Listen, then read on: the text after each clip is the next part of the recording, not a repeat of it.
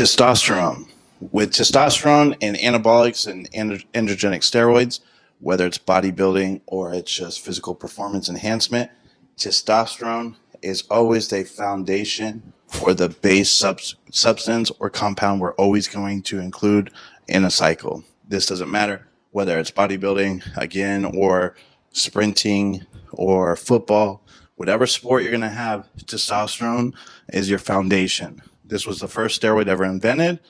It is probably the best, but also the worst. And now saying that, it's because I call it a dirty steroid, or a steroid that has more side effects than benefits after a certain amount. You can actually have more muscle, more progression off running less testosterone than you would more. And this is very easily explained because testosterone is given or produced endogenously in very short bursts of time throughout the day. It's not meant to have an increased level 24 hours out of a day, and then week by week by week, month by month by month, and so on. What happens is when it's in massive amounts or super physiological amounts from an injection for any length of time outside of pulsing, like your body would do, you increase side effects, whether it's estrogen, DHT, prostate, progesterone, prolactin. You're going to get increased levels of side effects. Now, when I said less can actually build more muscle or burn more fat, this is because when this happens, now you have to take an aromatase inhibitor. What happens when you have to include that? Cholesterol, liver, blood pressure, everything starts to get affected. So the more testosterone you take, the more drugs you have to take to combat side effects. But when you're doing this, you're actually impeding muscle growth as well. So less testosterone can actually build more muscle and leave you room to take an anabolic to combine with it and increase your benefit 2 to 3-fold.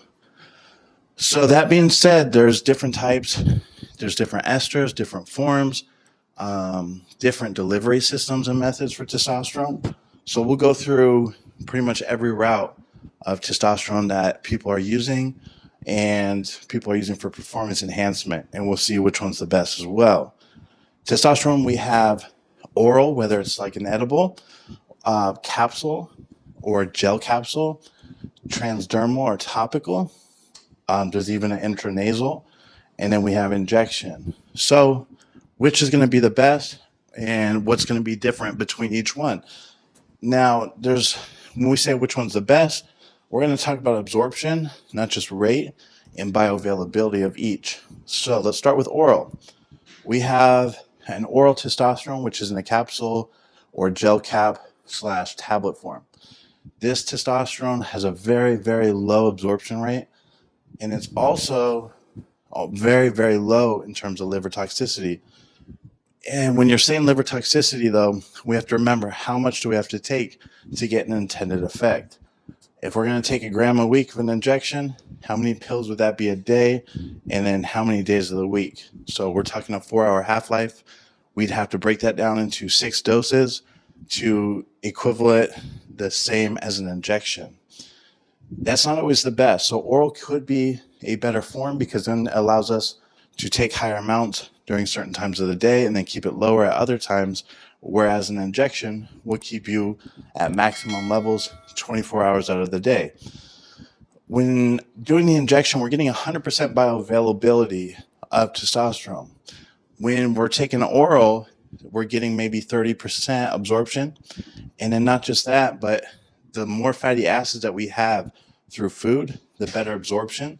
We take them on an empty stomach, we're actually going to get less than this 40, maybe 18 to 24% absorption of the testosterone undeconated or the oral version.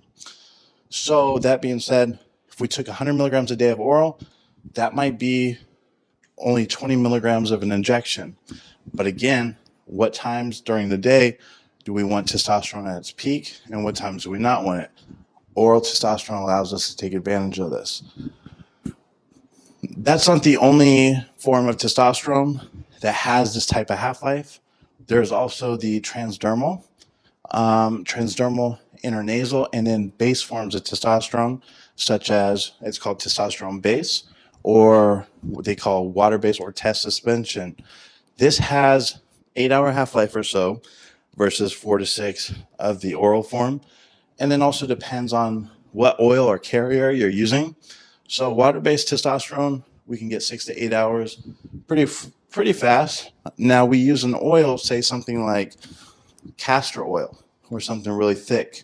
We can actually delay the onset, delay the half-life, and then delay the elimination of the hormone that is in the depot. So we say depot or you hear depot. We call it depot.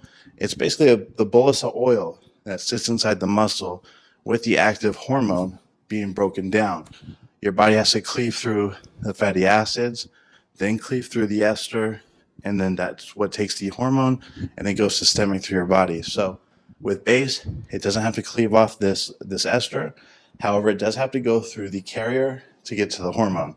So in an oil solution, it will last longer, but usually the quicker the active compound is broken down or in your body, the better, because then it more closely relates to endogenous productions of the hormone and then allows you for better manipulation at changing your cycle or how you want to build muscle and burn fat.